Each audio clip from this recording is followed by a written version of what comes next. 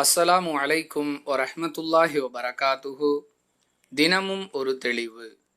தவறுதலாக குர்ஆனை கீழே போட்டுவிட்டால் அதற்கு பகரமாக உப்பு தர்மம் செய்யப்பட வேண்டும் என்று கூறுகிறார்களே, இதன் உண்மை விளக்கம் என்ன என்று ஒரு கேள்வி கேட்கப்படுகிறது. அன்பிற்குரிய சகோதர சகோதரிகளே, ஒரு செயலை மார்க்கம் என்ற பெயரில் செய்வதாக இருந்தால் அந்த செயலுக்கு குர்ஆனிலோ அல்லது ஹதீஸிலோ ஆதாரம் இருக்க வேண்டும்.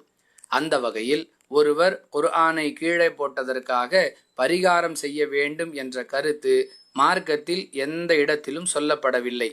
மார்க்கத்தில் சொல்லப்படாத ஒரு விஷயத்தை மார்க்கம் என்ற பெயரால் செய்வது பித்அத். எல்லாவற்றிற்கும் மேலாக நாம் இப்பொழுது பார்க்கக்கூடிய ஒட்டுமொத்த தொகுப்பாக இருக்கக்கூடிய இந்த குர்ஆன் ரசூலுல்லாஹி ஸல்லல்லாஹு அலைஹி வஸல்லம் அவர்களுடைய மரணத்திற்கு பிறகே தொகுக்கப்பட்டது.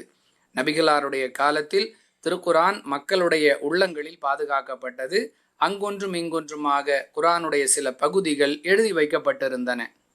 இப்படி ஒட்டுமொத்த தொகுப்பாக நபிகளாருடைய காலத்தில் இல்லாத குர்ஆனை கீழே போட்டால் என்ன செய்ய வேண்டும் என்பதற்கான வழிகாட்டுதலை நிச்சயமாக ரசூலுல்லாஹி ஸல்லல்லாஹு அலைஹி வஸல்லம் அவர்கள் சொல்லி இருக்க மாட்டார்கள் என்பதை எளிமையாக சிந்திக்கக்கூடிய அனைவரும் புரிந்து கொள்ள முடியும். அல்லாஹுவோ அவனுடைய தூதரோ சொல்லாத ஒரு விஷயம் மார்க்கமாக ஆகாது என்ற அடிப்படையில் குர்ஆனை கீழே போட்டவர் அதற்கு பரிகாரம் செய்ய வேண்டும் என்ற தகவல் மார்க்கத்தில் இல்லாத ஒன்று. இது தெளிவான மூட நம்பிக்கை. எனவே ஒருவர் தவறுதலாக குர்ஆனை கீழே போட்டு விட்டார் என்பது யதார்த்தமாக நடக்கக்கூடிய ஒன்று.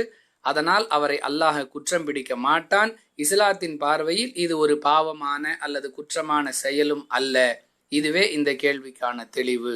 வாஹிரு தஅவானா அனில் ஹம்துலில்லாஹி ரப்பில் ஆலமீன். அஸ்ஸலாமு அலைக்கும் வரஹ்மத்துல்லாஹி வபரகாத்துஹு.